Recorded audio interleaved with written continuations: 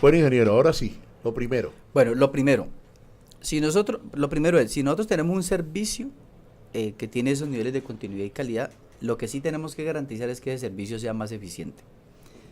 En Cali tiene el 57% de agua no contabilizada. No, ¿qué quiere decir? ¿Que se desperdicia? ¿Que se Que es pierde? el agua que es agua que se capta y que después cuando se distribuye en el sistema se pierde ese 57%. No puede ser ese porcentaje, ingeniero. Exactamente. Entonces, lo primero es empezar toda una labor interna al interior de las empresas municipales para que ese indicador, es un indicador de eficiencia, baje a niveles aceptables. De acuerdo a la normatividad colombiana, un nivel aceptable ya ni siquiera lo es, pero era hasta el año pasado era del 30%. Hoy en día se está hablando de que debe ser del 25%.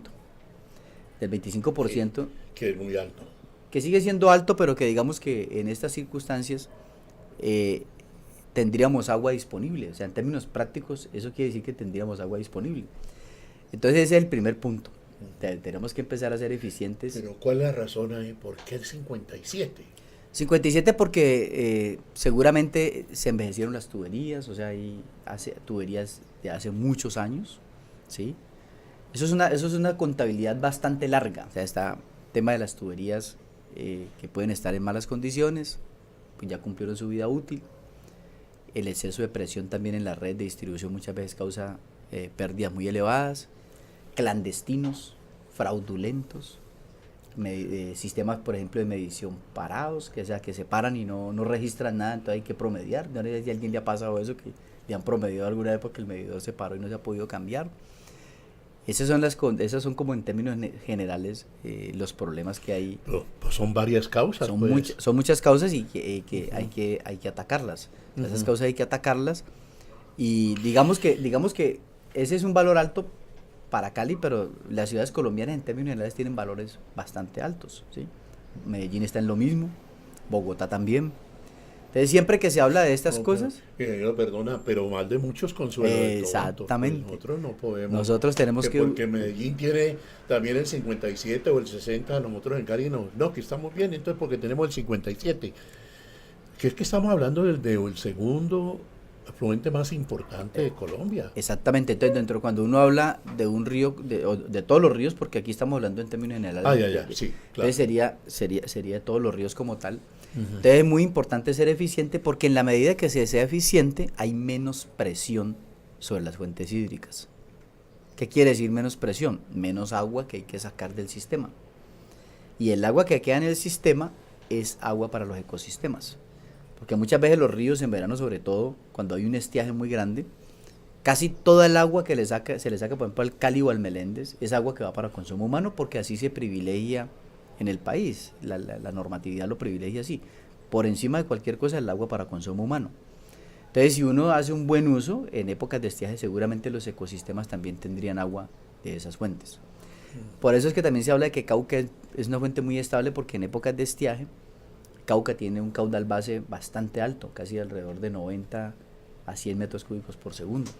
Es una fuente nada despreciable y que hay que hacer todo lo posible por mantenerla.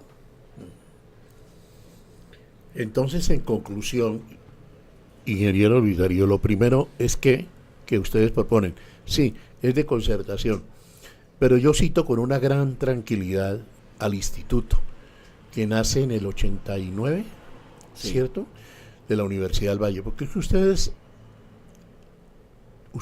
son un cuerpo muy bien capacitado, ustedes es gente muy bien preparada. Mire usted, por ejemplo, haciendo un doctorado en Holanda. En Holanda, en los Países Bajos, donde tienen realmente un conocimiento muy grande de todo el manejo del agua, ¿o no? Sí, así es. Y se ha preparado, el equipo de trabajo de Sinara se ha preparado en otros países también. Ah, bueno. O sea, ¿En México? Exactamente, o sea, en Inglaterra, en Holanda, en Estados Por Unidos. Entonces, y es precisamente por eso.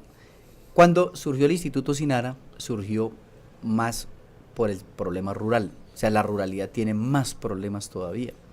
Y todavía sigue teniendo muchos problemas el sector rural. El sector rural de Colombia tiene una cobertura de agua potable apenas del 10%, en términos promedios.